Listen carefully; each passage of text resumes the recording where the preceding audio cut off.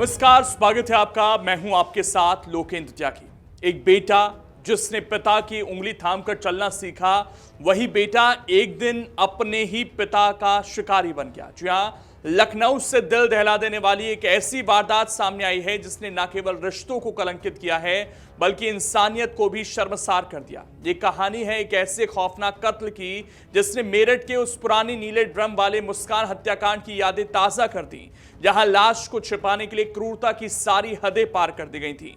लखनऊ के आशियाना इलाके में एक 21 साल के बेटे ने अपने ही पिता की न सिर्फ गोली मारकर जान ले ली बल्कि उसके बाद जो किया उसे सुनकर आपकी रूह कांप जाएगी। उसने पिता के शव को आरी से काटा, हाथ पैर सड़क किनारे फेंके और धड़ को एक नीले ड्रम में सीमेंट भरकर दफनाने की कोशिश की।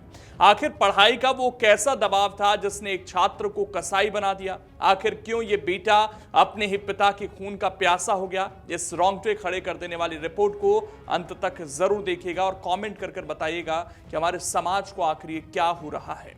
राजधानी लखनऊ का पौष इलाका आशियाना, और ये वो घर जहां शराब कारोबारी मानवेंद्र सिंह अपने परिवार के साथ रहते थे। बाहर से सब कुछ सामान्य, लेकिन अंदर एक ऐसा सच छिपा था जिसने रूह कपा दी। इस घर में कुछ दिन पहले तक सब कुछ सामान्य था, लेकिन 20 फरवरी के सुबह 4:30 बजे एक ऐसी चीख गूंजी जिसे अपनों ने ही अनसुना कर दिया। पिता चाहते थे कि बेटा नीट की परीक्षा पास कर डॉक्टर बने, लेकिन बेटे अक्षत के सिर पर खून सवार था। विवाद इतना बढ़ा कि अक्षत ने पिता की ही लाइसेंसी राइफल उठाई और उनके सीने में गोली उतार दी। पिता की मौके पर मौत हो गई, लेकिन असली हैवानियत तो उसके बाद शुरू हुई।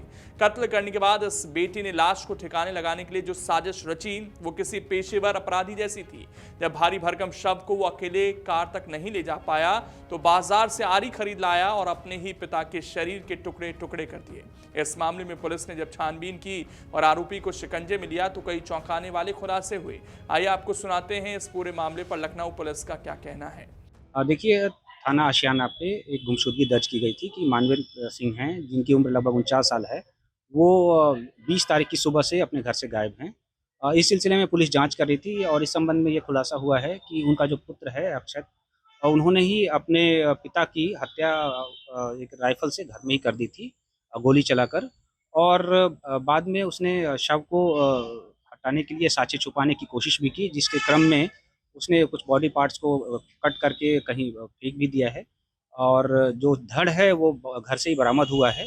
और इस सिलसिले में हम लोगों ने घटनास्थल का निरीक्षण भी किया है और मौके पे फोरेंसिक टीम आ गई है जो साक्ष्य संकलन कर रही है।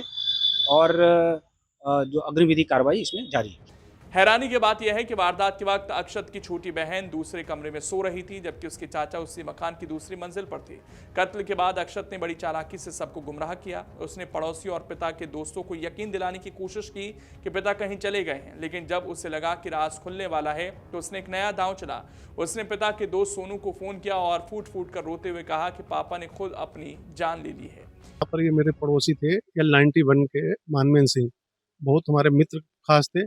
तो ये अपना मिलन-जुलन हमारा इनका साथ में रहता था। तो 20-22 तारीख को ऐसे पता चला, हमारे मित्र सुनील सक्सेना जी ने बोला कि वो अनुराग जी का फ़ोन आया कि मानवेंद्र मिल नहीं रहे हैं। तो हम तुरंत बाहर आए।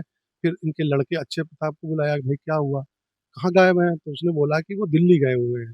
6 बजे हमसे बोला गेट बंद कर लो। तो हमने बोला ऐसे कैसे? कहते नहीं, वो लाउडली बोले, नाराज़ होके बोले। हमने हो सकता है नाराज़ हो गए हों, गुस्से-वुस्से में होता है। तो थोड़ा मामला हल्का रहा, एफआईआर करो, ढूँढा-ढाँड़ी हो रही थी। ढूँढने के बाद भी इस चीज़ को कुछ संज्ञान में नहीं आया, सीडीआर वगैरह माँगने के लिए हुआ या सोचा कि अभी आ जाएँगे। लेकिन जब कल तक शाम तक नहीं आए तो हम सब मित्रों ने बोला कि ये चीज़ बहुत जघन्य हो रही है, हमें एक्शन लेना चाहिए। तब हम 4-5 लोग, 10 लोग के करीब गए थाने में। थाने में थोड़ा-सा हाइपर हुए, उन लोगों ने तुरंत एफआईआर नोट किया, सीडीआर के लिए भेजा है। चक्रधर करके इंस्पेक्टर थे, एक शुभम करके थे। फिर हम लोग तब भी संतुष्ट नहीं हुए कि एक्शन 4 दिन हो गए हैं, बहुत गलत कुछ हुआ है इसमें। मतलब ऐसा वाइब्स आने लगी। तब डीएसपी के पास गए, वहाँ पर उन लोगों ने हज़रतगंज में डीएसपी साहब ने अच्छा रिस्पॉन्स दिया। एफआईआर पे आगे प्रोसेस किया, सीडीआर आधा घंटे में मिल जाएगा। फिर वहाँ पर कार्रवाई भी हुई, चकधारी और एक सोनू उनके भाई हैं, उनको ले जाके एक पिन पॉइंट था, वहाँ जा रहे थे। लेकिन तब तक जब एक्शन ज़्यादा होने की वजह से इनका मतलब सगा बेटा अक्षय प्रताप सिंह ने अपने एक पड़ोसी को, मतलब रिश्तेदार को बताया कि इन्होंने पहले सुसाइड किया है। तो उन्होंने बोला सुसाइड किया, तुम्हें बताना चाहिए था।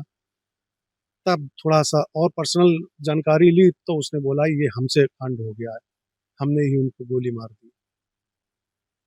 ये कहानी हुई है। फिर इसके बाद तो आप देख ही रहे हो, बाद में उनको बॉडी जब देखी गई तो बॉडी भी कटी हुई बॉडी मिल रही है, आधा ड्रम में है, तो मतलब रिश्ते को तार-तार कर देने वाला। आधा टुकड़ा अभी पता नहीं, वो पुलिस जानकारी लेगी, अभी ड्रम में आधा ही पार्ट है। सो तब तक पुलिस को कस्टडी में कर दिया है, पुलिस इसकी इंक्वायरी कर रही। ये खबर सिर्फ एक परिवार की त्रासदी नहीं, ये समाज के लिए चेतावनी है। पढ़ाई का दबाव, उम्मीदों का बोझ और संवाद की कमी, जब ये सब मिलते हैं तो नतीजा कितना भयावह हो सकता है, ये लखनऊ के इस वारदात ने दिखा दिया। गुस्सा इसलिए भी है क्योंकि एक जिंदगी खत्म हुई, और दर्द इसलिए भी क्योंकि जिसने खत्म की वो खुद उसी घर का चिराग था। फिलहाल पुलिस हर एंगल से जांच कर रही है। सवालों की फहरिस्त लंबी है और जवाब अभी अधूरे हैं, लेकिन इतना तय है कि नीले ड्रम की ये कहानी लंबे समय तक लोगों के जहन में खौफ बनकर रहेगी।